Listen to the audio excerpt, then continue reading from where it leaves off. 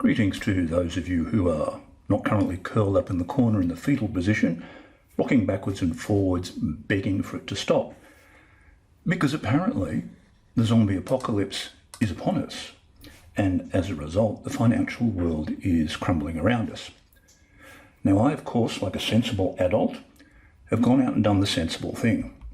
I have hunted down every available roll of toilet paper in the Southern Hemisphere, and I'm now hoarding it. Yes, I may starve to death in the interim, but I can go to my grave knowing that my arse is as fresh as a morning daisy.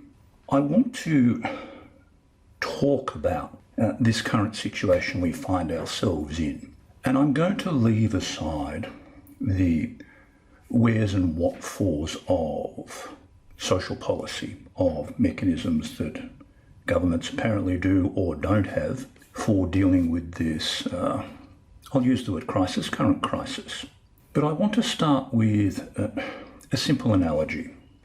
If you catch a flight anywhere, the appropriate time to read this safety briefing is while you're sitting there waiting for takeoff, having your little pre-flight aperitif.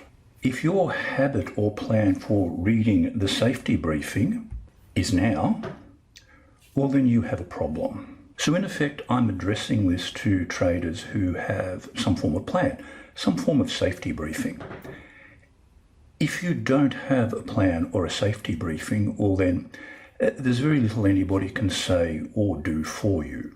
If you've not had somewhere, some mechanism built into your approach to markets that talks about outlier events, and they don't even have to be outlier events, then there's not a lot of advice here for you, simply because your account will have been created and there's nothing that can be done about that.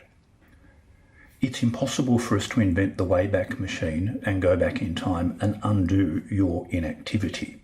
But in part, a lot of the commentary around what is occurring is in some ways fueling what is occurring. Just before recording this, I snipped this from news media's website. Now, the title is Never Seen Anything Like It. Well, that's because you've only been around for 10 minutes. Twitter is abuzz with people who started trading in 2018 and who are running around in circles like headless chickens because they've never seen anything like it. This is what's known as recency bias.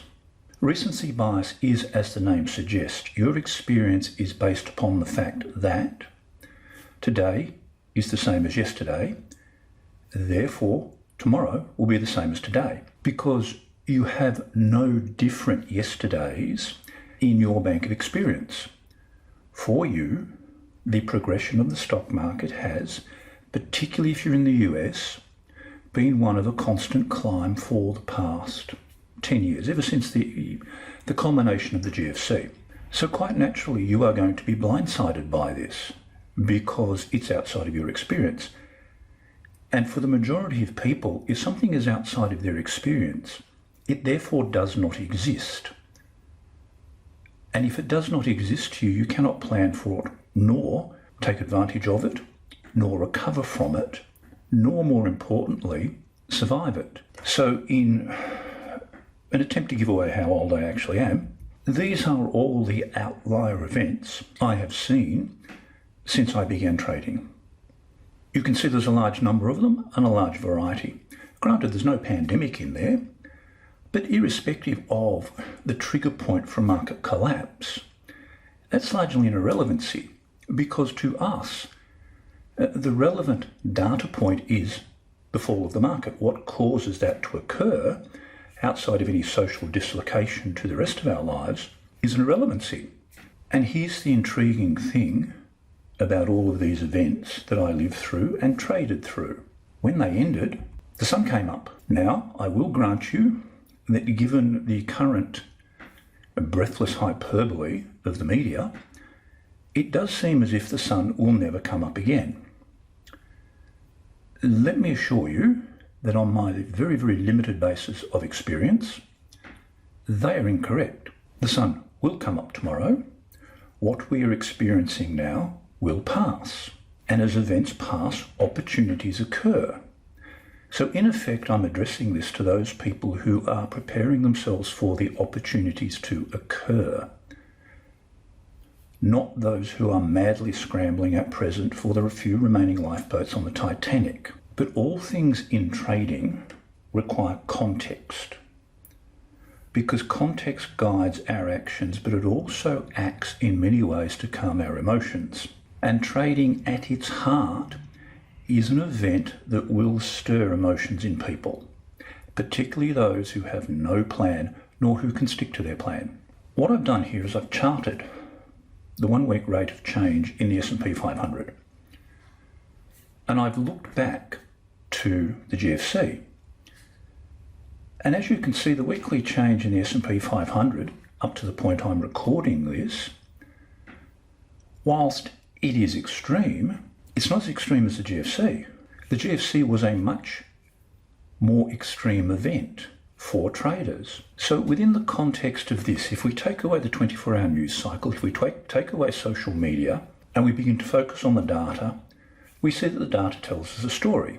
And if we expand this out to around 1987, we can start to see that markets do actually fall. Markets do actually go down. And this is the point about recency bias. Because here's a shock for everybody who started trading, let's say in the past 5 years. The market goes up and the market goes down. And if you can't deal with that, if you can't put your big boy pants on and say, well, that's fine, I have a plan for that, you really shouldn't be doing this. This is not really a game for you. If your expectation is that trading is one continual stream of up day after up day after up day, well then you live somewhat in a fantasy world. And if I crank in all the data I could find on the COIFIN site and go back to 1930 and earlier, you can actually see that we suffer shocks on a reasonably regular basis. They just occur. But the intriguing thing is that even this 1 week change needs to be viewed in context of the longevity of the actual drawdown. And if you look at the S&P 500 dating back to 1929, and you have a look at the current drawdown to this point in time, it's really not that impressive. Now granted, we're nowhere near the end of this by any stretch of the imagination. We will only know what has happened in the fullness of time when we look in the rear vision mirror and go, well, that was pretty bad, but maybe not as bad as we all thought it was going to be. You can see that the hiccup post the GFC was an extended hiccup. The market struggled to set a new high for almost a decade. So it's not unusual for markets, if we look at the scale of drawdowns here on the bottom, to go sideways for a decade. That's not an unusual phenomena. That's not an outlier. I would even say that that is the natural course of things. Markets have periods where they go up considerably for some time, and then surprise, surprise, they stop going up. They will have a pullback. They will go sideways. A brand new population of investors will replace those who are badly damaged from their surprise at the market falling. The market will then regain impetus and energy and start to go up again, and we will repeat the cycle. Because history repeats in markets. That is simply the way it is. And it has to be the way it is because markets are made up of people. People are incapable of learning from long-term group history because our memories are so poor for such events. And as I said, one population is replaced with the next. And we can see this in the Australian market. If we look at the Australian market, before the collapse due to, let's say it's due to coronavirus, the market had gone sideways effectively since 2007, 2008. It is only recently that it even vaguely looked at setting a new high. So one could argue that for the past 12 years, the natural state for our market is sideways. So in that context, this is not so much of an outlier as merely a repeat of history. We're just dropping back down into drawdown again, where we have spent most of our time. But this presupposes a central issue, and the central issue is that your obsession is equity markets. Equity markets are the smallest markets in the world. They are dwarfed by commodity and FX markets. So if, as a trader, over any time frame your obsession is stocks and you don't have a plan, well, quite frankly, you deserve the kicking you're probably getting at present. If we cast our net wider and we simply look at the year-to-date performance of a variety of commodities, we can see something interesting.